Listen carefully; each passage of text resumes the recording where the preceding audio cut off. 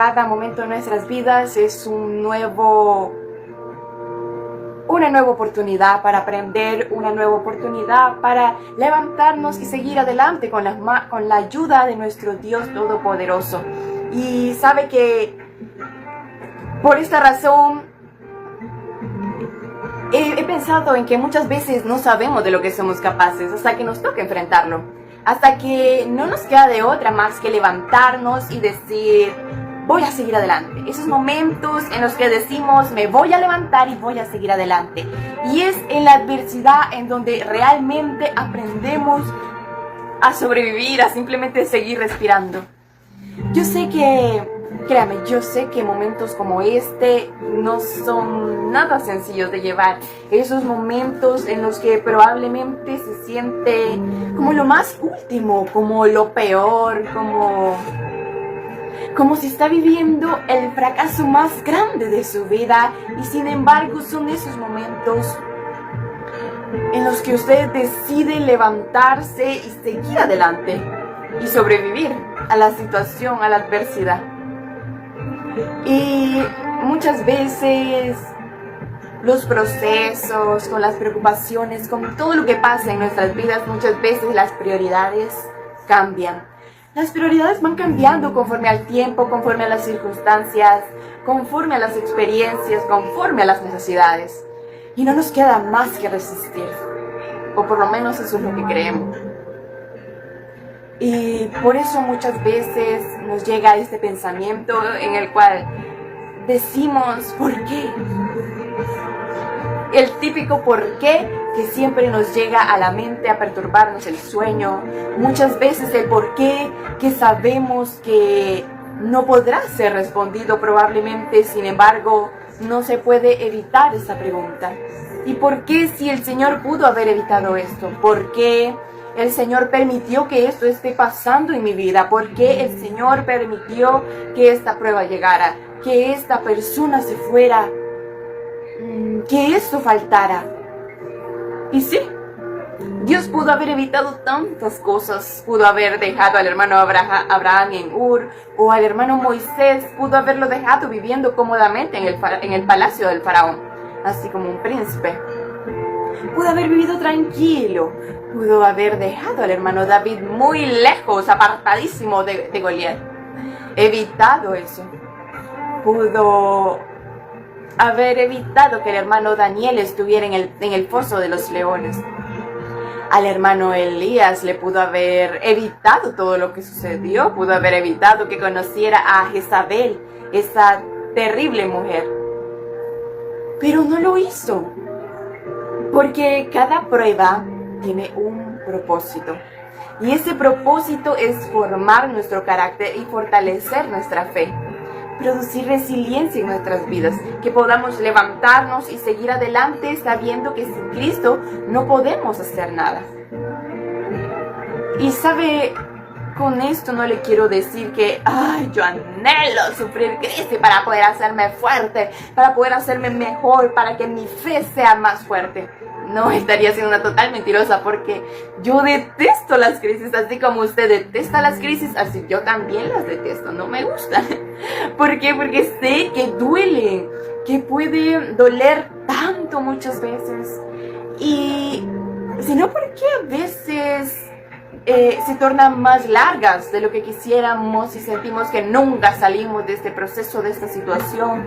Y aún así sé y reconozco que gracias a ellas me estoy volviendo más humilde, me estoy volviendo más comprensiva, más fuerte, más tolerante, más paciente. Porque sabe algo que siempre he pensado, y es que muchas veces decimos: ay, Dios mío, tenemos esta frase más tan común, que es cuando uno dice: ay, Dios mío, deme paciencia, deme paciencia.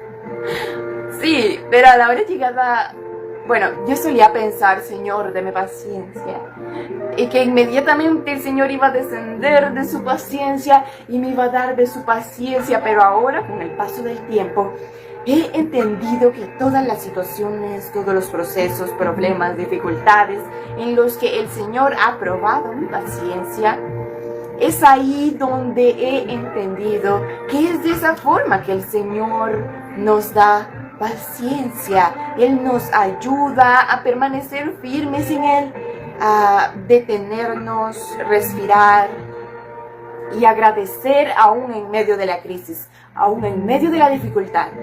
Y sabe que esto me recuerda en el proceso que viví con mi madre, en el cual mi madre estuvo muy, muy mal de salud.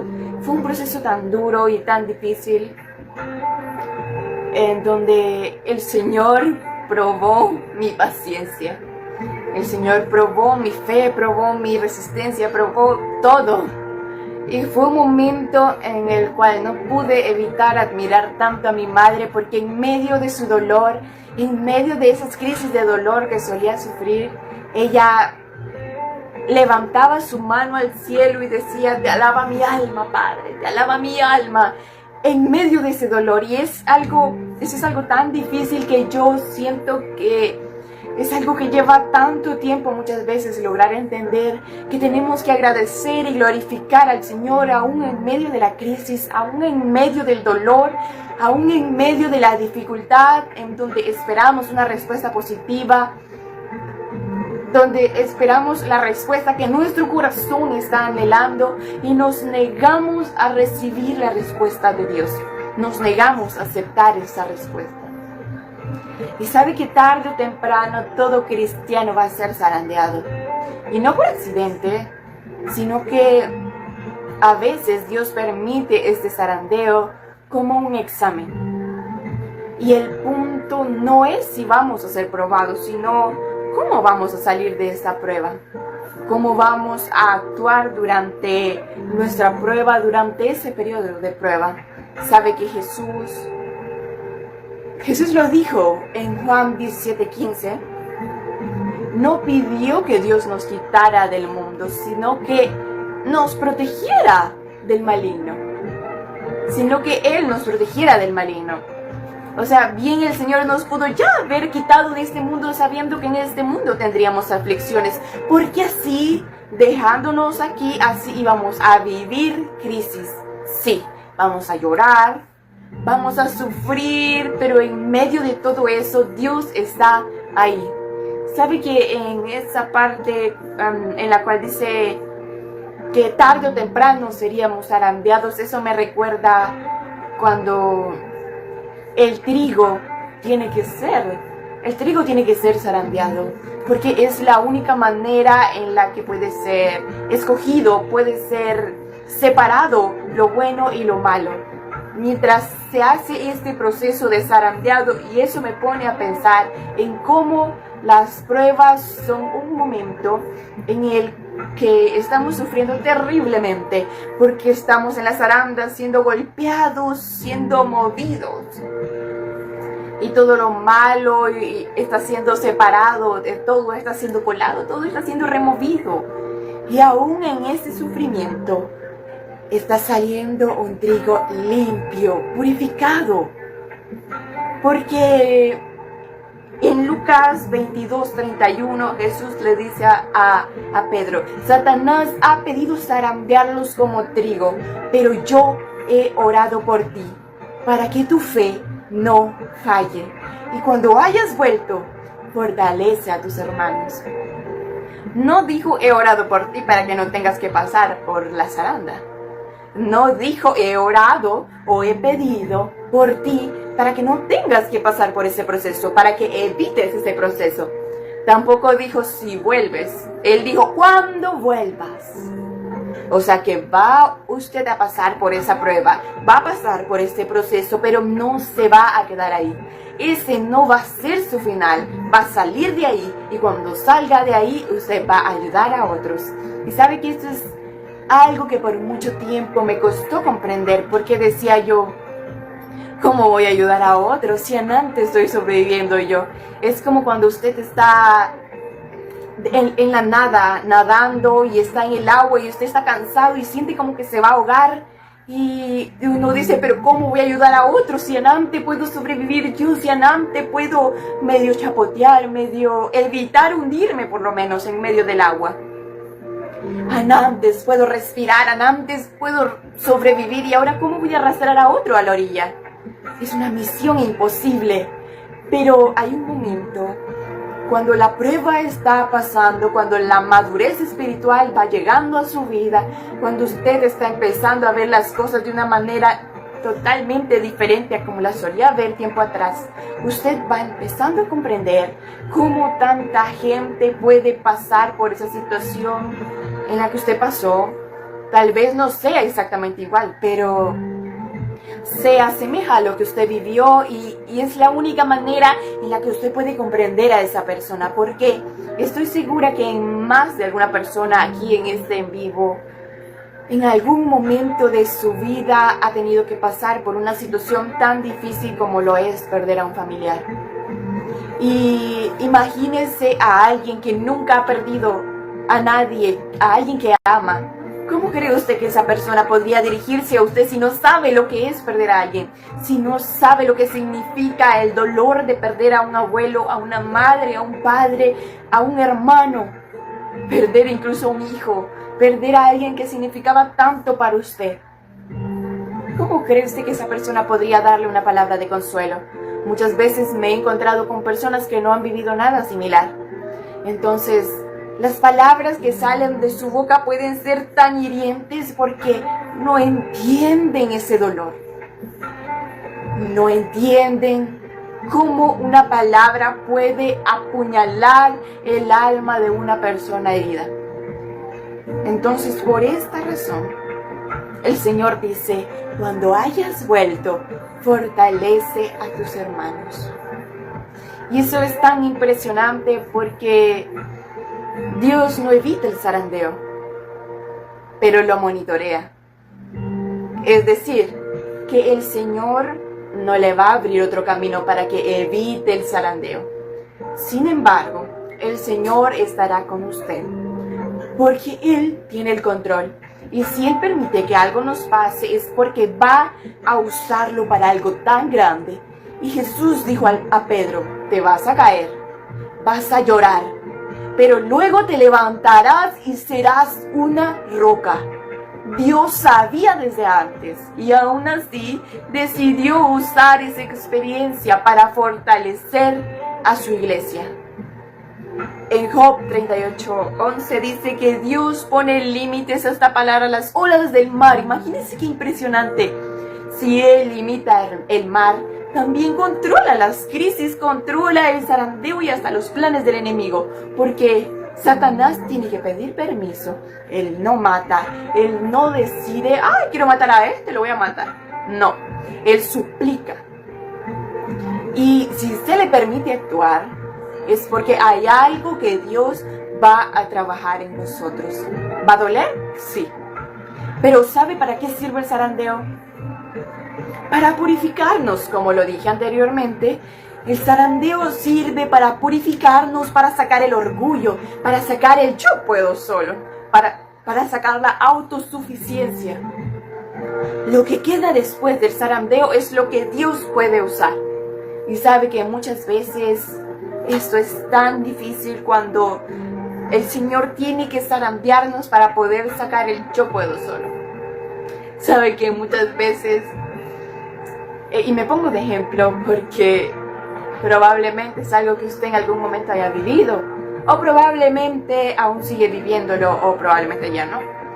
Yo por mucho tiempo pensé que en ese texto en Filipenses, cuando dice todo lo puedo en Cristo que me fortalece, y yo hacía ese texto mío y yo decía todo lo puedo en Cristo que me fortalece.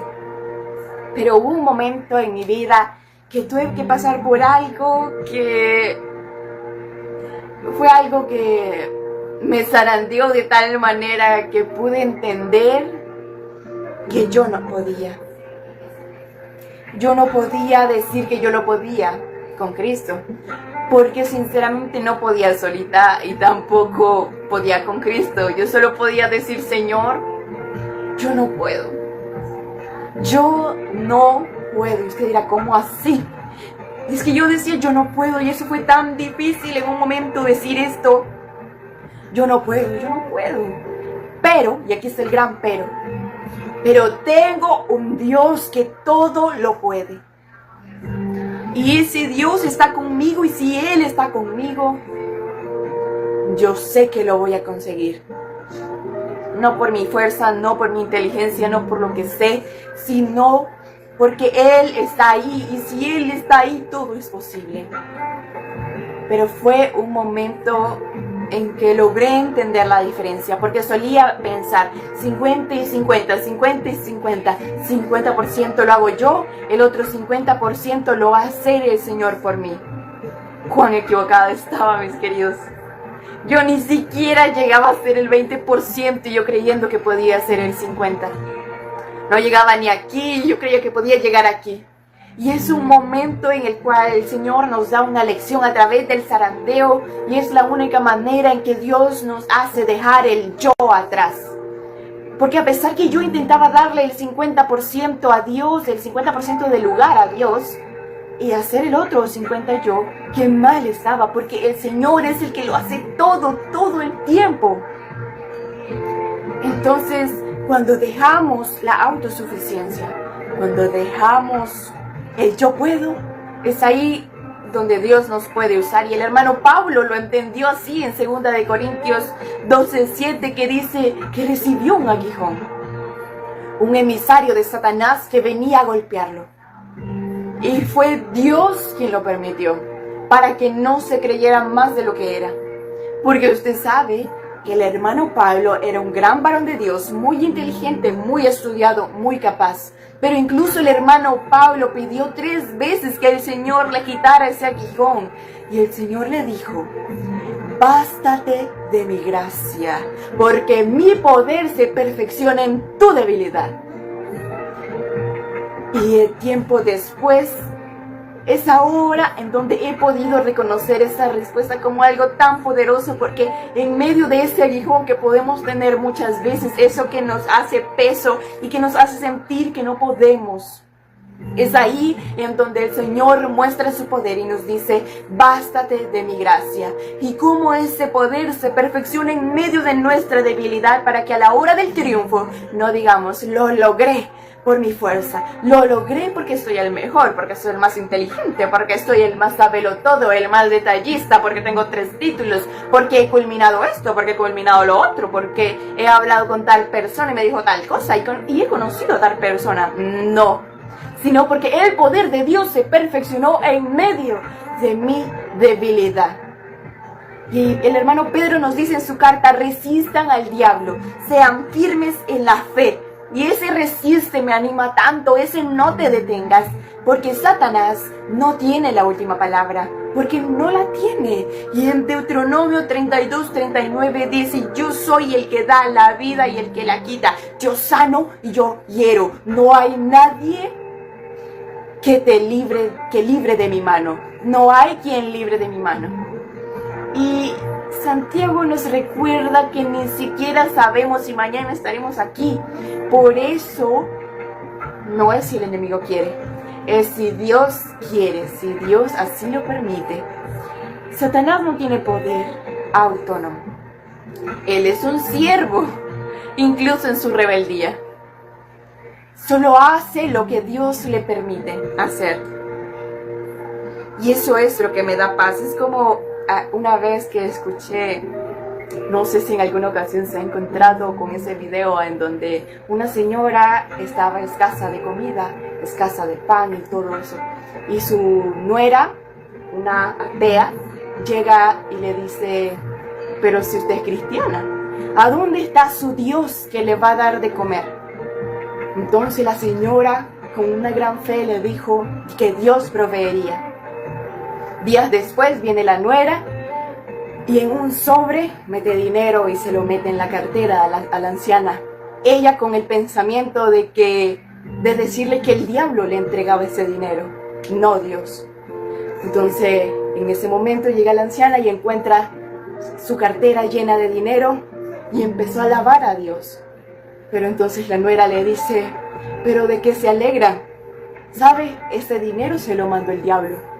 Ay, mijita, cuando Dios ordena, hasta el diablo obedece. Imagínese usted eso. Y es que el diablo siempre será un servidor de Dios, porque aunque intente hacer lo contrario, sus planes nunca saldrán bien, porque así de grande es nuestro Dios. Y no importa que usted esté pasando por una temporada dura, Porque siempre hay un propósito en medio de esa temporada, en medio de esa situación. Sé que es porque Dios tiene un propósito, el cual Él está puliendo, el cual Él está trabajando. Y es que a veces la vida nos lanza temporadas de zarandeo y duelen. Duele perder a alguien. Duele perder a alguien antes de tiempo, o aún cuando ya nos hemos preparado, nos hemos hecho la idea de que esa persona se va a ir. Pero cuando llega el tiempo, duele. Duele una enfermedad, duele una traición, duele ver a un ser querido sufrir, duele cuando las finanzas van mal y no sabe usted qué hacer, duele ese sentimiento de tristeza, de inferioridad. Pero es ahí, justo ahí, cuando Dios empieza a sacar todo lo que tiene que sacar de nuestras vidas, en donde el Señor empieza a limpiar, como esa taza, como esa jarra que se quebró aún cuando estaba en la casa del alfarero. Pero he ahí la misericordia de Dios nos alcanza, porque estábamos en la casa del alfarero y el alfarero vino y tomó todas las piezas rotas y empezó a darle forma para crear una mejor taza, una taza más bonita, una taza más purificada, una taza más fuerte. Y aún cuando dolió haber sido quebrado, haber sido quebrada, ese sentimiento cuando usted se siente que está en el suelo absolutamente quebrada, hecha pedacitos, y que no hay ningún alfarero que podría reparar semejante destrucción. Es ahí donde viene nuestro Padre Celestial, el mejor alfarero, y recoge cada pedacito y lo empieza a destruir para volver a crear algo más hermoso de lo que ya era, algo más limpio, algo más bello. La adversidad tiene ese poder, nos hace crecer aunque nadie quiera sufrir. La verdad es que es ahí en donde se forma el carácter. Muéstreme a alguien que ha atravesado dolor y le mostraré a alguien con un espíritu firme. Sin embargo, aquí viene algo muy triste, muy lamentable, porque he llegado a conocer personas de edad que sé que han sufrido tanto. La vida, las circunstancias no han sido fáciles para ellos. Han sufrido mucho, han tenido que pasar por cosas difíciles desde corta edad. Sin embargo, he notado que su madurez espiritual, madurez emocional, no se ha desarrollado.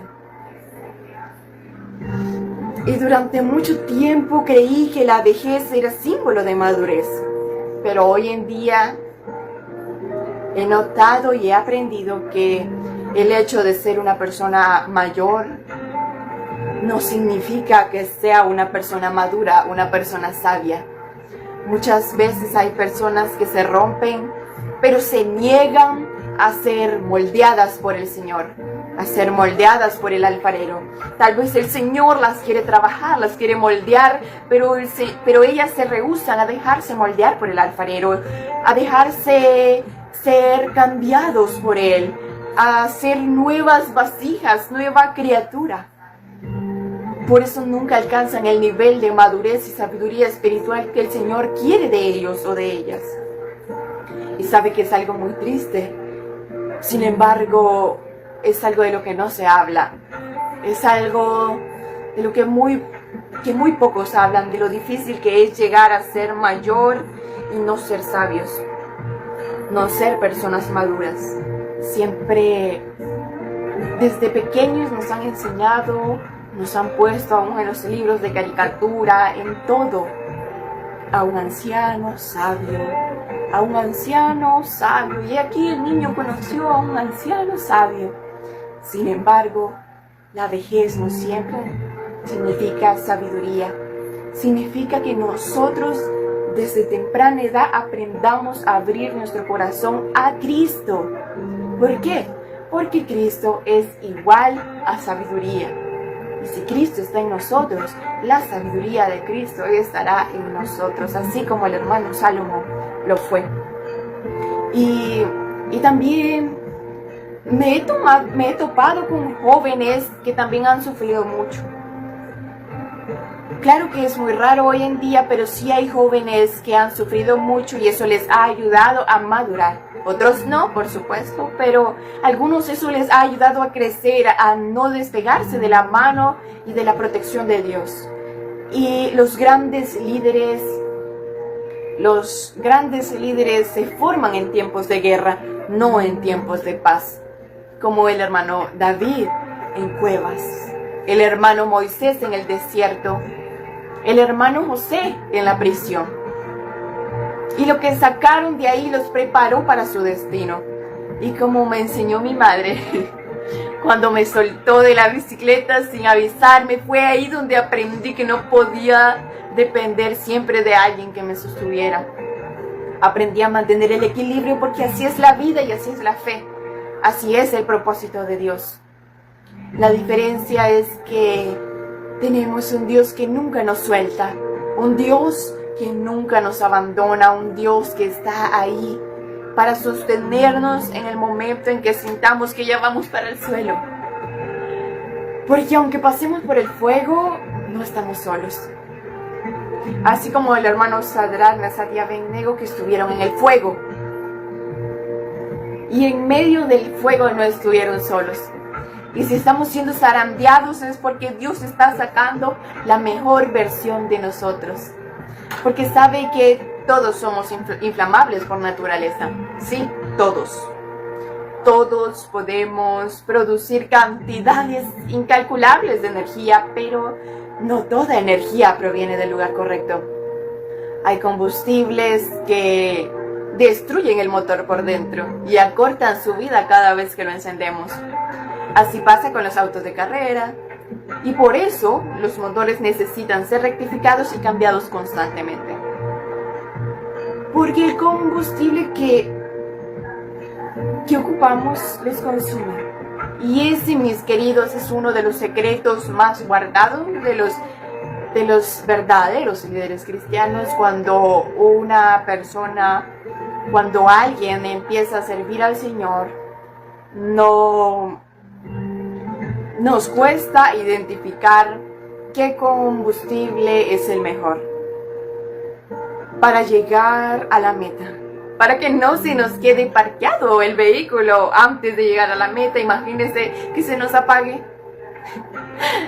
Yo misma he tenido que examinar qué tipo de gasolina he estado utilizando en ciertos momentos, qué es lo que me ha estado impulsando en ciertos momentos, porque algunos usan una gasolina llamada codicia, que mueve a una persona y hasta un ministerio completo por años. Y es la codicia por tener más. He visto cómo la codicia ha destruido iglesias. Ese deseo por tener una iglesia más grande, por tener una iglesia con más dinero, con más ingresos, por tener todo, por tener la mejor casa, los mejores reconocimientos. Otros usan la inseguridad o incluso el orgullo, la competencia, la necesidad, el deseo de aprobación, el famoso que me vean. Y sí, con eso pueden mantenerse en pie por un tiempo, probablemente sí, pero no nos sostiene hasta el final, no nos sostiene hasta la meta, y eso en algún momento nos va a dejar ahí parados sin la posibilidad de hacer nada, sin la posibilidad de movernos y seguir hacia adelante. Y en Filipenses 1:15 dice: a la verdad, algunos predican a Cristo por envidia y contienda, pero otros de buena voluntad. Ahí lo tienen. Hay quienes tienen como gasolina la envidia, otros predican por contienda, suben al púlpito a atacar, a dividir o incluso a compararse, se ponen ellos de ejemplo en lugar de poner a Dios como ejemplo. Y sí, Dios toca vidas porque su palabra no vuelve vacía, Él tiene misericordia, pero por dentro este combustible los va corroyendo, los consume, y cuando nos preguntamos por ellos, ya no sabemos más. Estuvieron tal vez 2, 5 años, quizás 10 y después desaparecieron. ¿Por qué? Porque su gasolina no era la correcta. Ahora bien, todos hemos querido servir a Dios, pero en algún momento todos también hemos usado diferentes tipos de combustible. Por eso es tan importante conocerlo, porque dentro del plan de Dios, incluso el enemigo termina siendo un servidor más, así como lo dije anteriormente. Porque sí, aunque no lo crea, el enemigo no se levanta por la mañana con ganas de servir a Dios. No se pone los cuernos y dice, vamos a glorificar al Señor, ¿no? Pero ¿sabe qué? No tiene autonomía total. Cada vez que intenta levantar su propio reino, termina promoviendo el de Dios. Sí, así es. Como, ¿sabes? Siempre hemos tenido esa idea de cómo el diablo, no sé si tal vez en algún momento lo ha interpretado de esta manera, pero el diablo siempre está intentando hacer caer al ser humano, de la misma manera en la que él cayó del cielo. ¿Y sabe por qué? Porque esto me recuerda a una historia de una amiga que tuve hace algunos años. Yo no tengo hermanos, no tengo hermanas, así que no sé lo que es vivir con un hermano o hermana, pero me doy una idea. Porque ella me contaba en una ocasión en la que se quedó solita en la casa con su hermanita menor y su mamá le encargó que preparara un arroz porque ellos iban a hacer un mandado y pues quería que el arroz estuviera listo cuando volviera. Y resulta que pues la hermanita no le estaba ayudando a la hermana mayor a hacer nada. Y mientras ella hacía el arroz, estaban haciendo el arroz, ok, y ella y su hermana haciendo nada. Y vino y pues por accidente se quemó. Mientras hacía el arroz se quemó el brazo. No sé cómo, pero se lo quemó con la cuchara. Y muy molesta por lo que le había sucedido y porque vino, se acercó donde estaba la hermana menor, la quedó viendo y le pegó la cuchara en el brazo y la quemó. Y ella me dijo con estas palabras, y no se me olvida, si voy a sufrir, no voy a sufrir sola. Y sabe, aunque fue algo muy cruel lo que hizo, me causó gracia y a la vez me hizo pensar cómo el diablo actúa de la misma manera. Porque él dice, si yo voy a estar en el infierno durante toda la eternidad, no me voy a ir solo. El ser humano, la creación más preciada de Dios, se va a ir conmigo. Eso es lo que el diablo puede decir, pero como le dije anteriormente, cada vez que el diablo intenta hacer algo, intenta promover su reino, termina promoviendo el reino de Dios. Por ejemplo, Sara, esposa del hermano Abraham, no podía tener hijos. Satanás usó la cuna vacía para generar tensión y duda. Pero Dios le dio un hijo en la vejez y dejó un legado de generaciones que dice, Dios siempre guarda lo mejor para el final. El hermano Moisés huyó de Egipto y el enemigo pensó que había frustrado el plan de Dios, pero Dios lo usó en el desierto para entrenarlo. Usó el desierto para entrenarlo. El hermano Daniel fue llevado cautivo y Satanás celebró.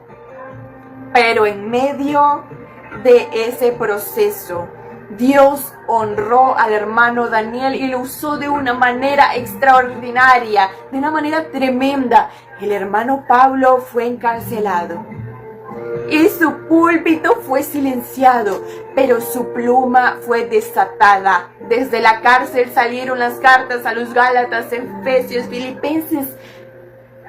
Satanás ayudó a escribir el Nuevo Testamento. El hermano Pedro negó a Jesús y Satanás creyó haberlo vencido, haberlo humillado. Pero el hermano Pedro se convirtió en el más grande ejemplo de hasta dónde llega la gracia y la misericordia de Dios. ¿Sabe qué me recuerda esto? Que Satanás es como ese coyote de Warner Brothers. ¿Se acuerda ese coyote que siempre terminaba explotándose a sí mismo con su dinamita marca Acme? Así es. Siempre terminaba con los planes frustrados, todo por querer atrapar al correcaminos, ¿se acuerda? Y así tiene que verlo de ahora en adelante, ya no con miedo, ya no como una figura poderosa, sino como un pobre ángel o un pobre diablo que fue desterrado, que siempre queda en ridículo. La Biblia dice que fue hermoso, modelo de perfección, pero el orgullo, la envidia, fue su caída. Quiso estar por encima de Dios y terminó siendo el bufón del cielo. Jesús mismo le dijo al hermano Pedro: Satanás los ha pedido para zarandearlos, pero yo he orado por ti para que tu fe no falte. Y esa palabra también es para usted y esa palabra también es para mí. Así que no baje los brazos, no crea que está derrotado. ¿Está usted en medio de un proceso? Sí, pero uno controlado. Si algo toca su vida es porque Dios lo ha permitido con propósito y usted abrió la puerta, pero nada se escapa de su poderoso control. Y si hoy corre usted a la gracia de Dios y se pone bajo su cobertura, tiene que saber que ninguna enfermedad, deuda, traición o dolor va a destruirlo. Si Él no lo permite, si la lleva, será por su voluntad, no por descuido. Todo lo que pasa está perfectamente calculado por Dios, fríamente calculado, como dice. Así que viva confiado, porque Satanás no es omnipresente, ni omnipotente, ni omnisciente, ni omninada, no es omninada. Es un ángel inferior y cada vez que hace algo termina ayudando a Dios. Así que hoy le voy a pedir que levante sus manos al cielo y declare conmigo. Haga esta oración conmigo. Si usted siente en su corazón hacerla, hágala. Señor Jesús, en esta hora le ruego entre en mi corazón. Perdone mis pecados. Anote mi nombre en el libro de la vida. Hoy comienzo de nuevo. Me pongo bajo su cobertura. Su sangre me protege y su gracia me sostiene. Y bajo su control y su protección no temeré. Amén. Soy libre por su sangre y por su amor. Gracias, Jesús. ¿Cuántos le dan gloria a Dios por el lindo y maravilloso Dios que tenemos? Tan lindo, tan misericordioso, que cada día su misericordia nos alcanza de una manera tan especial, tan sobrenatural. Demos gracias a Dios cada día por cada pequeño detalle, empezando por el hecho de que hoy pudimos abrir nuestros ojos y su misericordia nos alcanzó, porque hoy nos pudimos levantar, incluso porque pudimos ir al baño, por todo. Amén. Amén. Aleluya.